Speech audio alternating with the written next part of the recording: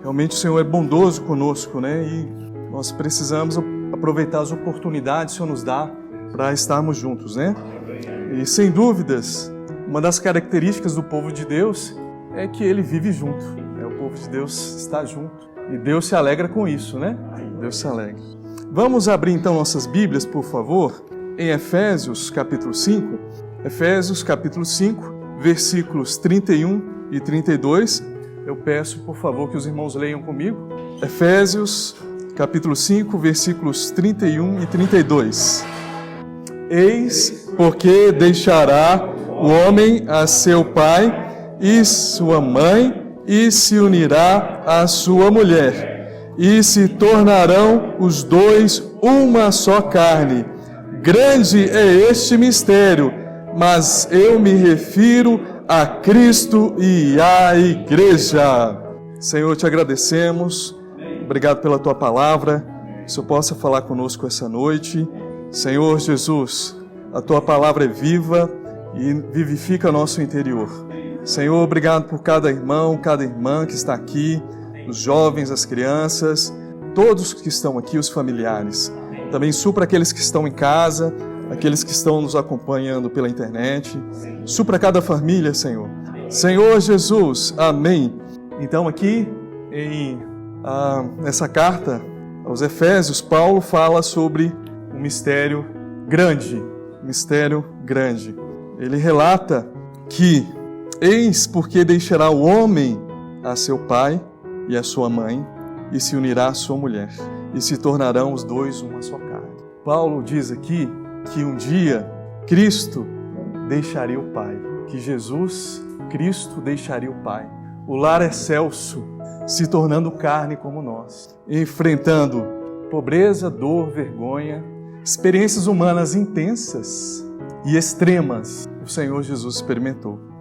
E morrendo pelo nosso bem, pelo bem dos eleitos. Vamos ler João, capítulo 20, 31. Evangelho de João, capítulo 20, versículo 31, diz, o 30 também, na verdade, fez Jesus diante dos discípulos muitos outros sinais que não estão escritos neste livro. Estes, porém, foram registrados para que creiais que Jesus é o Cristo, o Filho de Deus, e para que, crendo, tenhais vida em seu nome. Então, Jesus, ele fez muitos sinais, né? Que não era possível ser em toda a terra, em todos os livros, fossem escritos que o Senhor fez. Mas aqui, João fala que foram escritos nesse livro. Que livro é esse? A Bíblia, a palavra.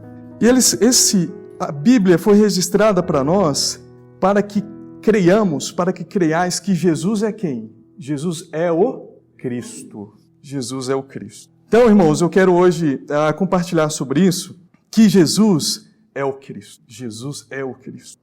Cristo é o ungido, prometido para a grande obra de redenção de Deus ao seu povo.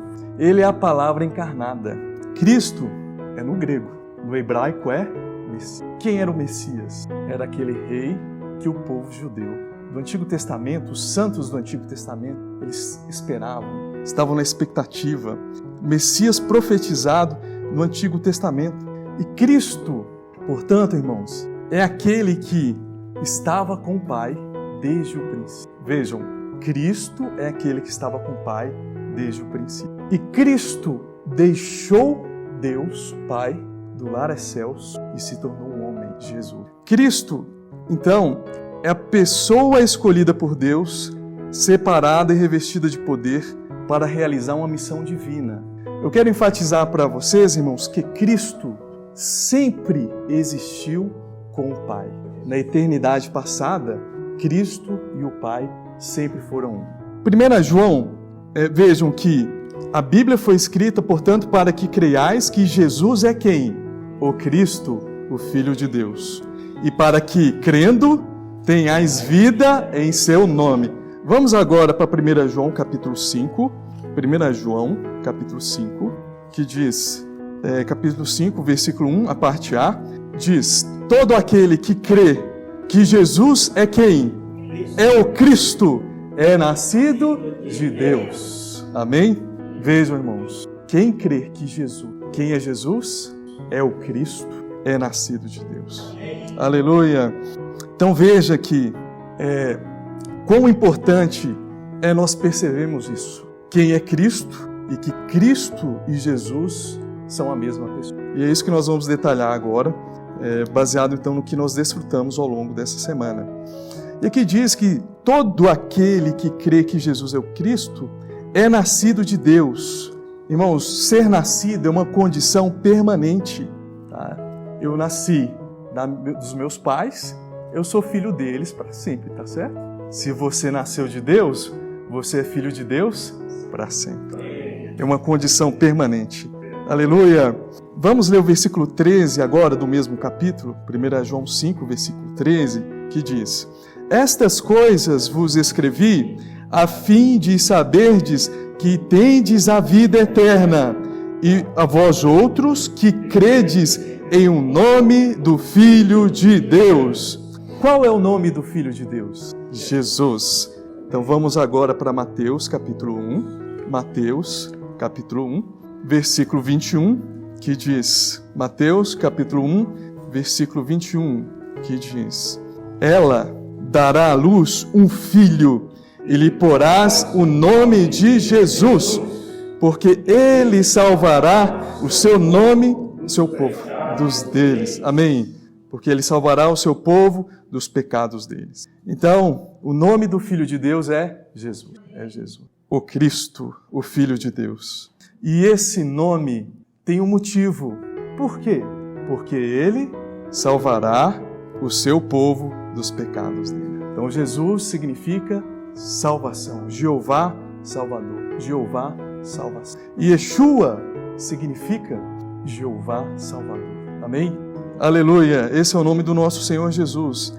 E esse nome, irmãos, é doce, amável. Nós amamos esse nome. Amamos invocar o nome do Senhor. Muitas vezes nós não conseguimos orar. Muitas vezes nós não conseguimos ler a Bíblia ou ter comunhão com algum irmão. Mas nós podemos clamar por esse nome. Oh, Senhor Jesus! Oh, Senhor Jesus! Esse nome, irmãos, não pode sair do nosso coração, da nossa mente e dos nossos lábios. Mas o versículo 23 também diz: Eis que a Virgem conceberá e dará à luz um filho, e ele será chamado pelo nome de Emanuel, que quer dizer Deus conosco. O Senhor Jesus também foi chamado de Emanuel, nosso Deus conosco, Deus conosco. Irmãos, esse mistério, ele é muito grande. Então, Cristo deixou o Pai para se tornar um homem, Jesus, para se unir a seu povo, a sua igreja.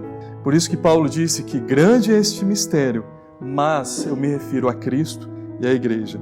Então, a união de Cristo e a igreja é um mistério muito grande. E essa união, ela mostra que Cristo e a igreja, nós, seu povo, estamos intimamente unidos. É uma união, irmãos, indestrutível. É indestrutível. Nada poderá nos separar do amor de Deus que está em Cristo Jesus. Vamos desfrutar Romanos capítulo 8, versículo 35. Romanos capítulo 8, versículo 35 em diante. Amém. Que diz assim, Romanos capítulo 8, versículo 35. Quem nos separará do amor de Cristo? Será tribulação, ou angústia, ou perseguição, ou fome, ou nudez, ou perigo, ou espada? Como está escrito, por amor de ti somos entregues à morte o dia todo. Fomos considerados como ovelhas para o matador. Em todas essas coisas, porém, somos mais que vencedores, por meio daquele que nos amou. Porque eu estou bem certo de que nem a morte, nem a vida, nem os anjos, nem os principados, nem as coisas do presente, nem do porvir, nem os poderes, nem a altura, nem a profundidade, nem outra criatura poderá separar-nos do amor de Deus que está em Cristo Jesus, nosso Senhor. Amém. Quem nos separará do amor de Cristo? Irmãos, nada pode nos separar do amor de Cristo. Nada. Aqui diz tribulação. Vocês já passaram por alguma tribulação na vida? Isso te separou de Cristo? Não te separou. Angústia? Você ficou angustiado, preocupado, ansioso, não conseguia dormir? Já passou por isso alguma vez? Isso te fez separar do amor de Cristo? Não. Veja, irmãos, que nada, aqui diz, nem mesmo a morte, nem mesmo o inimigo de Deus pode nos separar do amor de Deus que está em Cristo Jesus. Então vejam que essa união é indestrutível. Nada pode nos separar do amor de Cristo, nada. E Cristo, Ele então é esse marido. A igreja é essa. Como marido, Cristo está totalmente comprometido com a igreja. Como marido, Cristo está totalmente comprometido com você. Cristo vai te abandonar algum dia? Não vai. Por que então essa união entre Cristo e a igreja é um mistério? Porque é uma realidade escondida na eternidade passada. Ou seja, Deus triuno, Ele sempre teve essa realidade escondida, estava escondida nele, mas um dia foi revelada no Novo Testamento. Um dia foi revelado. Então, o mistério, quem pode desvendar, abrir um mistério? É aquele que detém, que tem esse mistério. Nosso Deus é um Deus misterioso. Muitas coisas Deus fala para nós, está na Bíblia, muitas coisas. Mas ainda tem coisas que nós não entendemos. Só entenderemos quando o Senhor voltar. Senhor Jesus. Então, veja que esse mistério estava escondido na eternidade passada. Sabe quando você guarda um mistério, um segredo? Você guarda. A gente fala, 7 chaves. Mas chega um ponto que você já não aguenta mais guardar esse segredo. Você já não aguenta mais. Irmãos, assim foi com Deus. Chegou um momento, um tempo, que Deus, o coração dele era: eu preciso revelar o meu amor em Cristo para os meus escolhidos. Isso é rico demais, irmão. Teve um dia que Deus não aguentou e teve que abrir o coração. Oh, Senhor Jesus. Vamos abrir aqui Mateus 16, que fala sobre os 2 grandes mistérios que existem em todo o universo. Mateus, capítulo 16, a partir do versículo 13. Então nós vamos desfrutar versículo por versículo. O 13 diz, Mateus 16, 13. Indo Jesus para os lados de Cesareia de Filipe, perguntou a seus discípulos: quem diz o povo ser o Filho do Homem? Vejam que as pessoas, elas carecem de revelação para conhecer realmente quem é Cristo. Vejam, para conhecer realmente quem é Cristo. E esse conhecimento de Cristo, ele vai muito além do que um mero conhecimento doutrinário, do que um conhecimento intelectual. Esse conhecimento, ele é muito mais profundo. E no versículo 14 diz: e eles responderam, uns dizem João Batista, outros Elias, e outros Jeremias ou algum dos profetas. Então veja que o povo, eles achavam que Jesus era apenas mais um. Era mais um, ou era mais um profeta, era apenas mais um. O versículo 15, mas vós, continuou ele, quem dizeis que eu sou? 16, respondendo, Simão Pedro disse, tu és o Cristo, o Filho do Deus vivo. Então vejam, Simão Pedro disse, tu és quem? O Cristo. Vejam novamente, irmãos, eu quero destacar, Cristo, o nome Cristo. Então Simão Pedro disse, Jesus, você é o Cristo. 17, então Jesus lhe afirmou, bem-aventurado és, Simão Barjonas, porque não foi carne e sangue que tu revelaram, mas meu Pai que está nos céus. Quem revela o mistério sobre Cristo é Deus Pai, é o Pai. Porque isso é um mistério, é o mistério de Deus. E somente Deus pode revelar o seu mistério. Cristo é o mistério de Deus. Somente o Pai pode capacitar alguém a reconhecer a verdadeira identidade do Filho. Então, Jesus, ele estava no meio dos homens, ele veio em carne, né? É o Deus encarnado. Mas a verdadeira identidade de Jesus, para saber, precisava de uma revelação. E hoje também precisa de revelação. E quem revela é Deus Pai. Só o Pai pode capacitar alguém a reconhecer a verdadeira identidade. E aqui é interessante que o Senhor, ele ficou entusiasmado com Pedro. Ele falou, no 17, Jesus respondeu, bem-aventurado és, feliz és, Simão Bar-Jonas. Você sabe por que o Senhor, ele se refere aqui, Simão Bar-Jonas? Simão é um nome muito comum da época, muito comum. Então, por exemplo, a gente tem um nome muito comum aqui na igreja, que é os irmãos Antônios. Então, Antônio é um nome muito comum, né, irmão? Cada época tem um nome muito comum. Na minha geração, meus contemporâneos, era muito comum o meu nome. Nessa época era muito comum Simão, tanto é que a Bíblia faz referência a diferentes pessoas com o nome Simão. Mas o Senhor disse assim, Bar-Jonas, que significa filho de Jonas. Irmãos, quem recebe a revelação deixa de ser uma pessoa comum, deixa de ser meramente um Simão, uma pessoa comum, e passa a ser uma pessoa muito especial, que o Senhor a identifica de uma forma marcante. Então o Senhor disse, Simão, você não é uma pessoa comum, você é alguém que tem a revelação. Você tem uma marca espiritual da salvação. Aleluia! Senhor Jesus! Então, irmãos, isso é muito rico, essa referência que o Senhor faz, porque Ele identifica que aqueles que creem que Jesus é o Cristo, eles têm um novo nome, Então, nós devemos orar para que Deus abra o nosso coração, para que esse conhecimento mais profundo de Cristo, nós também tenhamos, né, irmãos? E ajudar outros, orar para que outros ganhem essa revelação. E quando nós confessamos que Jesus é Cristo, Jesus Cristo, é uma confissão da fé pessoal de um coração regenerado. Isso é muito grande, irmãos, porque nós estamos confessando que Jesus não é meramente um homem, mas Ele é aquele que deveria vir, o Cristo, o Deus encarnado, a palavra manifestada em carne. Amém? Senhor Jesus. E no versículo 18, o Senhor ainda diz, também eu te digo que tu és Pedro, e sobre esta pedra edificarei a minha igreja, e as portas do inferno não prevalecerão contra ela. E o Senhor disse, eu também te digo, o Senhor disse, você é Simão Bar-Jonas, você é único, mas você também é Pedro. E Pedro aqui é Petros.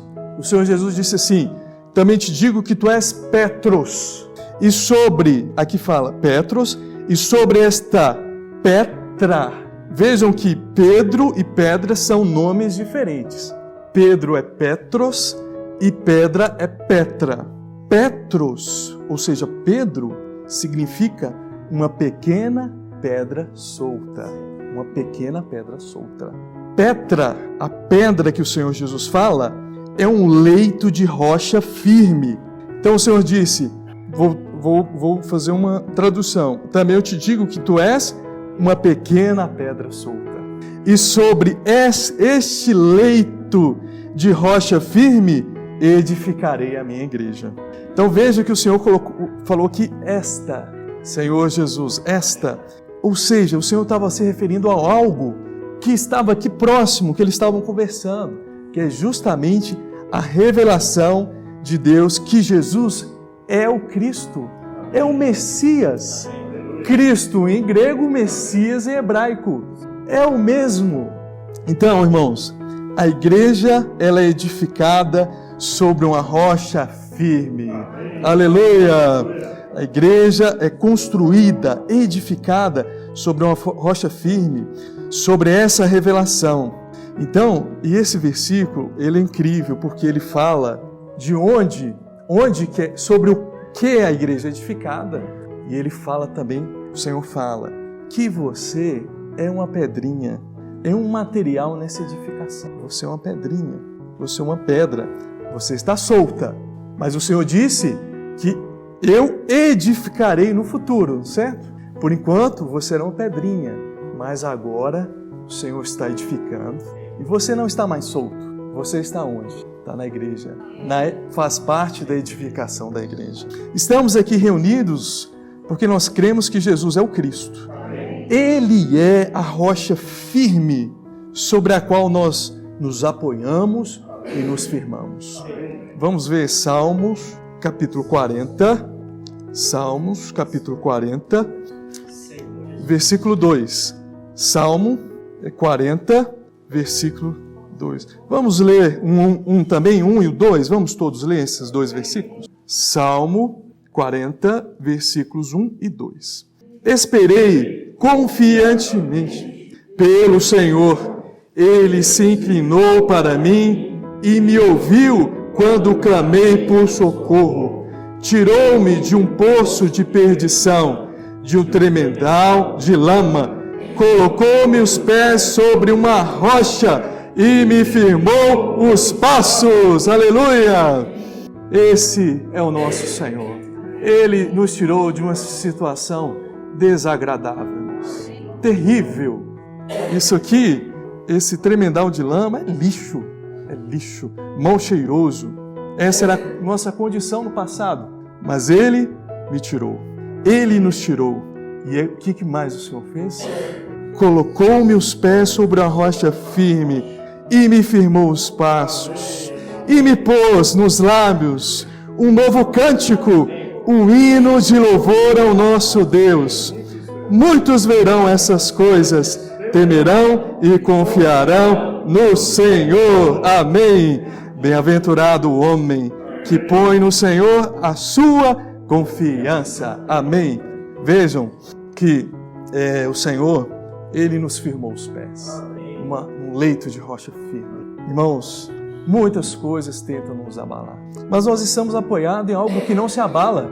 Senhor Jesus, 1 Pedro, Senhor Jesus, peço ajuda para os irmãos para a gente achar esse versículo, que Ele mesmo há de nos firmar, consolidar, fundamentar, em 1 ou 2 Pedro. Graças ao Senhor que nós temos essa rocha que podemos nos apoiar.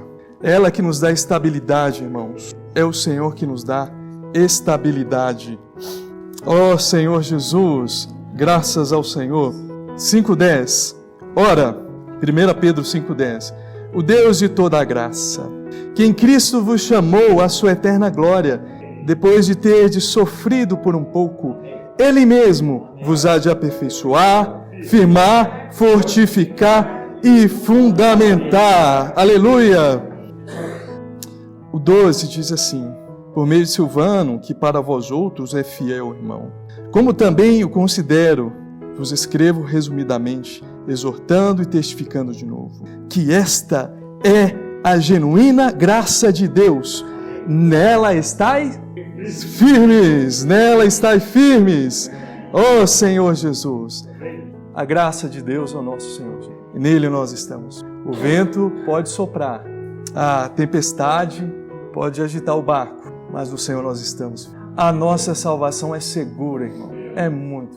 Então no Senhor nós podemos nos firmar e ter segurança.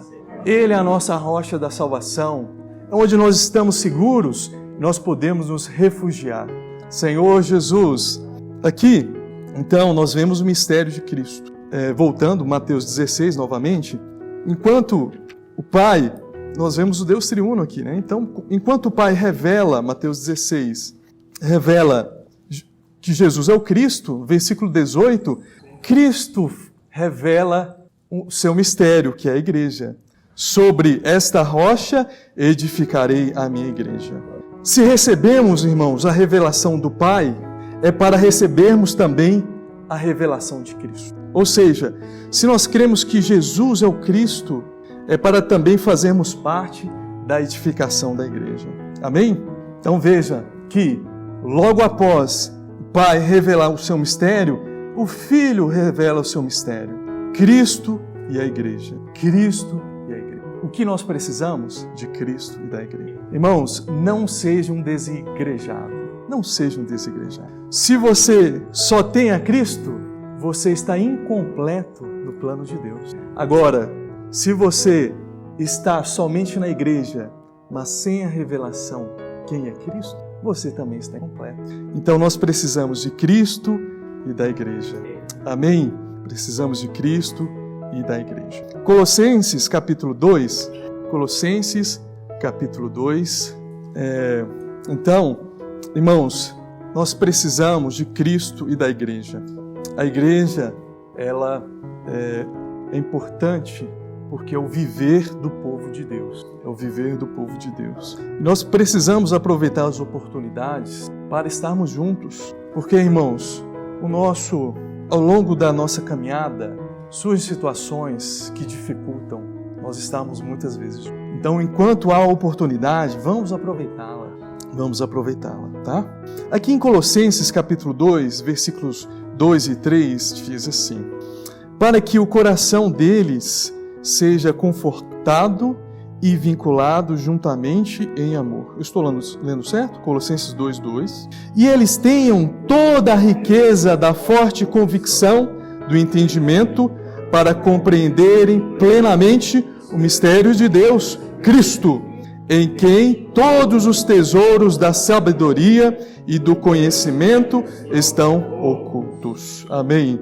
O mistério de Deus é Cristo. Cristo é Deus revelado. Entenderam?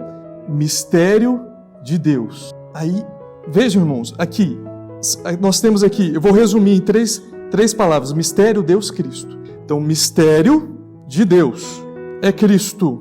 Então, a revelação do mistério de Deus é Cristo. Cristo, portanto, é Deus revelado. Amém? Cristo é Deus revelado. Aqui diz: em quem todos os tesouros da sabedoria e do conhecimento. Irmãos, esses tesouros da sabedoria e do conhecimento, vejam, esse conhecimento e sabedoria são tesouros, não são coisas assim. Por exemplo, os cientistas eles tentam desvendar os mistérios do universo, como foi formado, as leis que deixam tudo em ordem, tá? Isso é um mistério.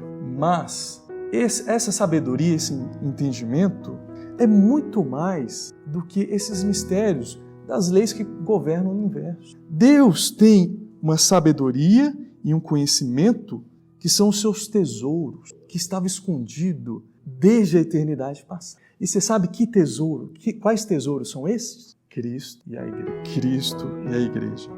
Então, Cristo, você se lembra de Provérbios, que diz que Cristo estava com Deus e Ele era o seu arquiteto? Veja, irmãos, Cristo estava com Deus desde a eternidade passada. E esse tesouro, desse conhecimento, dessa sabedoria, é o mistério de Deus e o mistério de Cristo, que é Cristo e a igreja. Então foi a respeito de Cristo que os santos do Antigo Testamento falaram e deram testemunho. Vamos ler isso em Lucas, capítulo 24. Senhor Jesus, amém. Lucas, capítulo 24, versículos 44, 45 e 46. Lucas 24, 44, 45 e 46. Eu vou ler aqui o primeiro, 44. A seguir, Jesus lhes disse: são estas as palavras que eu vos falei, estando ainda convosco. Importava se cumprisse tudo o que a mim está escrito na lei de Moisés, nos profetas e nos salmos. Veja que o Senhor disse: olha, a lei, os profetas e salmos dizem respeito, falam de quem? Falam sobre Cristo. O Senhor está falando, falam sobre mim. Então, a lei, os profetas e salmos são as 3 seções do Antigo Testamento, irmãos, que compreendem, quando se fala toda a Escritura, tá? Diz respeito ao Antigo Testamento, é a lei, profetas e salmos. Essas 3 seções correspondem a todo o Antigo Testamento. E o que o Senhor disse? Que a lei, os profetas e os salmos davam testemunho sobre Cristo. Todo o Antigo Testamento revela Cristo. Cristo é o centro e é o conteúdo do Antigo Testamento. Então nós temos o Antigo Testamento, nós temos o Novo Testamento. Então o Antigo Testamento é assim, ó. Você tem aqui o Antigo Testamento. O Novo Testamento está contido dentro do Antigo Testamento. Entenderam?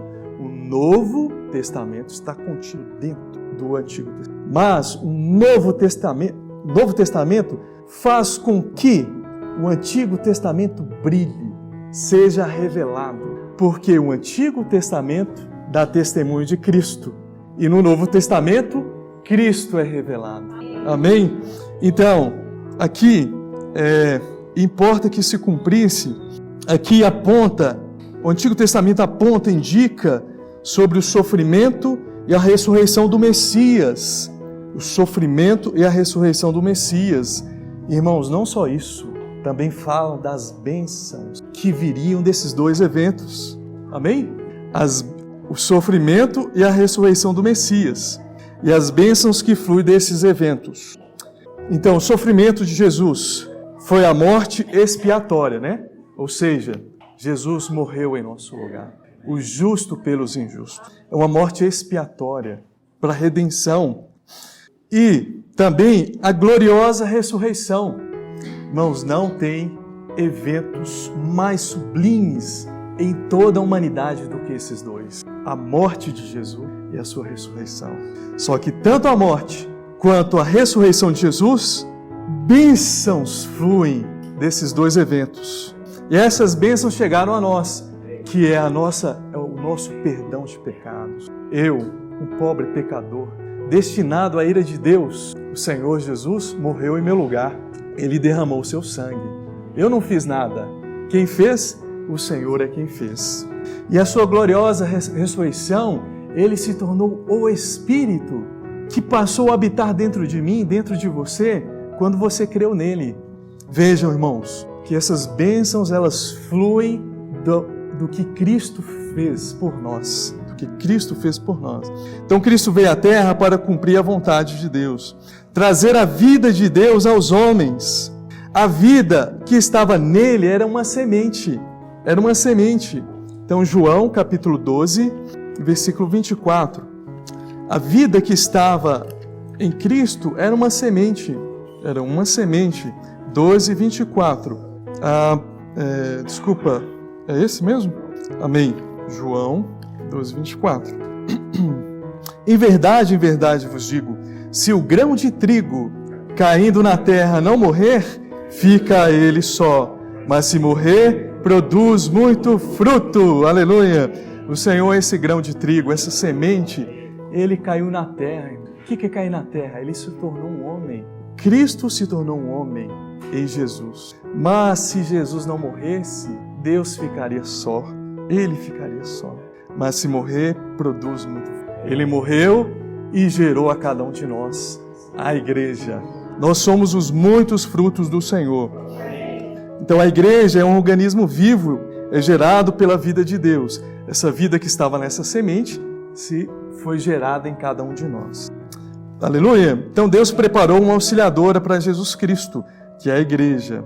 Assim como fez com Adão. Isso está em Gênesis, capítulo 2, versículo 21 a 23. Gênesis, capítulo 2, 21, 22 e 23. Então o Senhor, Deus, fez cair pesado sono sobre o homem e este adormeceu.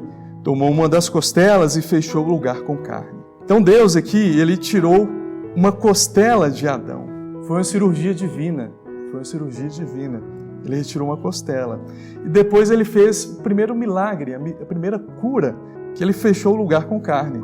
E dessa costela, versículo 22, que o Senhor Deus tomara ao homem, edificou-a. Numa mulher Ele a trouxe. Então essa palavra transformar é do verbo, na verdade, edificar. Eva foi edificada a partir da costela de Adão. É uma figura da formação da igreja, gerada por meio da morte e ressurreição de Cristo. Lembram o que o Senhor disse? Eu edificarei a minha igreja. A igreja gerada de Cristo. A matéria-prima para edificação é a própria vida de Deus. E aqui, irmãos, o versículo 23, e disse o homem, isso aqui foi a primeira poesia registrada na história da humanidade. Um poema, foi o primeiro poema, expressa o deleite e a alegria do coração de Adão ao se deparar com a sua companheira, a sua auxiliadora. Irmãos, isso daqui é uma figura de Cristo. Esta, afinal, é osso dos meus ossos, a carne da minha carne, chamar-se-á varoa, porquanto do varão foi tomada. Então essa alegria, esse deleite o Senhor Jesus tem com a sua igreja. Vamos agora em Efésios, amém? Nós já estamos chegando ao final da mensagem, capítulo 5, os versículos 22 adiante. Então, eu vou compartilhar com os irmãos, versículo por versículo. Efésios 5, 22 e diante, fala: as mulheres sejam submissas ao seu marido, próprio marido, como ao Senhor. Eu vou apenas pegar esses versículos, como eles foram registrados, né, para mostrar a figura de Cristo. A igreja, ela é submissa ao seu marido, Cristo. A igreja é submissa. Ser submisso, irmãos, submeter-se, não significa obedecer, mas abrir mão de alguns direitos, abrir mão de direitos. Então, nós somos submissos ao Senhor quando? Senhor, puxa, Senhor, eu abro mão da minha vontade para fazer a tua vontade. Amém? E aqui, Cristo, Ele é o marido. E quando fala da igreja ser submissa como ao Senhor, é questão de autoridade. E o versículo 23, porque o marido é o cabeça da mulher, como também Cristo é o cabeça da igreja. Veja, Cristo, então, como cabeça, é questão de autoridade, sendo Ele mesmo o Salvador do corpo. Ele é o cabeça, mas Ele também é o Salvador. Você sabe quem que é? Por que Salvador? Porque Salvador já é um aspecto de amor. Você, irmão, só vai dar a sua vida por aquilo que você verdadeiramente ama. Então, o Senhor, como Salvador do corpo, deu a vida por aquilo que Ele ama, que é a igreja. E Cristo fez por merecer, irmãos, seu relacionamento especial com sua noiva, com a igreja. Ele fez por merecer. Entregar-se à morte por nossa salvação eterna é uma manifestação mais sublime de amor. Não tem outra manifestação maior do que essa, de amor, do que dar a sua própria vida. Foi o que o Senhor Jesus fez por nós.